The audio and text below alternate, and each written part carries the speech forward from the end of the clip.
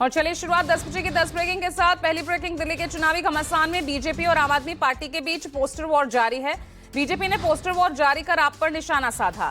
Poster में केजरीवाल को शराब घोटाले का सरगना बताया गया है। बीजेपी ने एक और पोस्टर जारी किया जिसमें आपको पूर्वांचल विरोधी बताया गया। बीजेपी ने सवाल उठाते हुए कहा कि दिल्ली में रह रहे यूपी बिहार के लोग अरविंद केजरीवाल के लिए फर्जी, लेकिन रोहिंग्या और बांग्लादेशी घुसपैठिए इनके यार। वहीं आपने भी पोस्टर के जरिए बीजेपी पर पलटवार किया। पोस्टर में रमेश बिधूड़ी की तस्वीर दिखाते हुए आपने बीजेपी को निशाने पर लिया।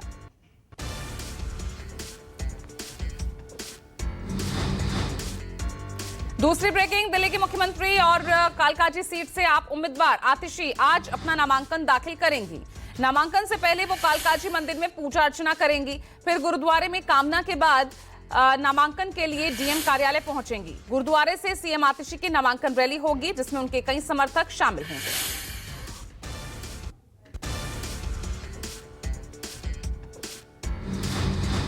तीसरी ब्रेकिंग, दिल्ली चुनाव प्रचार में कांग्रेस सांसद और लोकसभा में नेता विपक्ष राहुल गांधी की भी आज एंट्री हो रही है। आज दिल्ली के सीलमपुर में राहुल गांधी की पहली रैली होगी। राहुल जय बापू, जय भीम, जय संविधान रैली को संबोधित करेंगे। रैली को सफल बनाने के लिए कांग्रेस की ओर से बड़ी तैयारियां की गई है।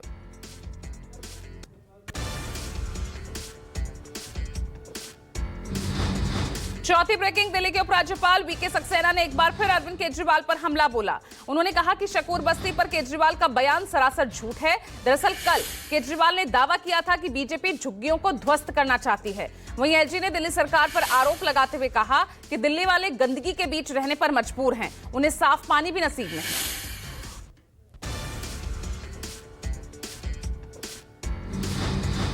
पांचवी ब्रेकिंग, प्रयागराज में आज से महाकुंभ का शुभारंभ हो गया है। पहले अमृत स्नान के लिए संगम नगरी में श्रद्धालुओं का सैलाब उमड़ पड़ा है। लाखों की संख्या में श्रद्धालु देश के अलग अलग हिस्सों से महाकुंभ में डुबकी लगाने के लिए पहुंच हुए हैं और ये महाकुंभ आपको बता दें 26 फरवरी तक चलेगा। इस दौरान भक्तों के लिए यहां हर तरह के इंतजाम किए गए हैं। श्रद्धालुओं की सुरक्षा के लिए आरएएफ, पुलिस, सीआरपीएफ की टीमें मौजूद हैं। उधर प्रधानमंत्री मोदी ने ट्वीट कर कहा कि हमारी आस्था और संस्कृति से जुड़े इस दिव्य अवसर पर मैं सभी श्रद्धालुओं का हृदय से वंदन और अभिनंदन करता हूं। भारतीय आध्यात्मिक परंपरा का ये विराट उत्सव आप सभी के जीवन में नई ऊर्जा और उत्साह का संचार करे, यही कामना है। महाकुंभ के शुभारंभ पर मुख्यमंत्री योगी ने बधाई दी है।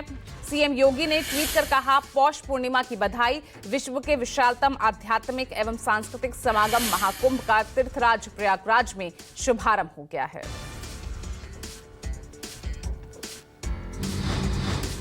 छठी ब्रेकिंग, प्रधानमंत्री मोदी आज जम्मू कश्मीर को बड़ी सौगात देंगे। पीएम मोदी गांदरबल में जेड मोड़ टनल का उद्घाटन करेंगे।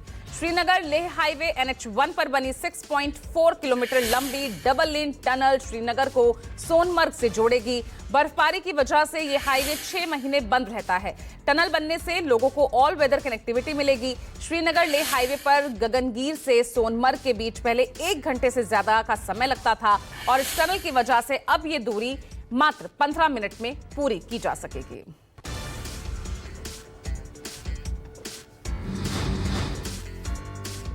सातवीं ब्रेकिंग, शिवसेना यूबीटी ने फिर इंडिया गठबंधन पर तंज कसा। अपने मुखपत्र सामना में लिखा कि गठबंधन के नाम पर सिर्फ ठन-ठन है।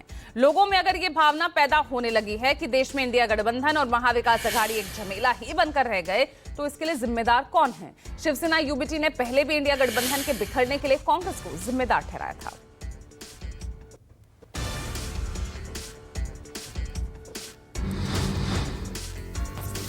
आठवीं ब्रेकिंग, मुंबई से जहां नकली नोट छापने वाले गिरोह का भांडाफोड़ हुआ है, पुलिस ने 1 लाख रुपए के नकली नोट बरामद किए हैं। पुलिस ने 4 आरोपियों को इस मामले में गिरफ्तार किया। इनके पास से 500 रुपए के 200 नकली नोट बरामद हुए। दरअसल पुलिस को सूचना मिली थी कि 3 लोग 500 रुपए के नकली नोट बेचने के लिए भाईखला इलाके में आ रहे हैं और तुरंत बाद एक विशेष टीम बनाई गई। अधिकारियों की टीम ने जाल बिछाया और भाईखला इलाके से 3 लोगों को गिरफ्तार किया और जब उनकी तलाशी ली गई तो उनके पास से 500 और 200 रुपए के सैकड़ों नकली नोट बरामद हुए।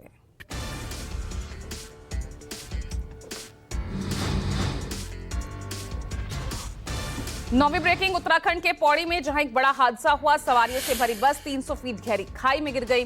हादसे में 5 लोगों की मौत हो गई है। बताया जा रहा है कि पौड़ी से निजी बस श्रीनगर के लिए निकली थी और इसी दौरान बस बेकाबू होकर हादसे का शिकार हो गई।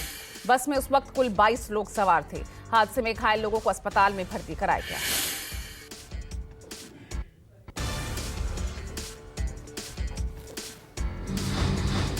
10वीं ब्रेकिंग, जोरदार धमाके से यमन दहल उठा। यहां गैस स्टेशन पर विस्फोट के बाद भीषण आग लग गई, जिसमें अब तक 15 लोगों की मौत बताई जा रही है।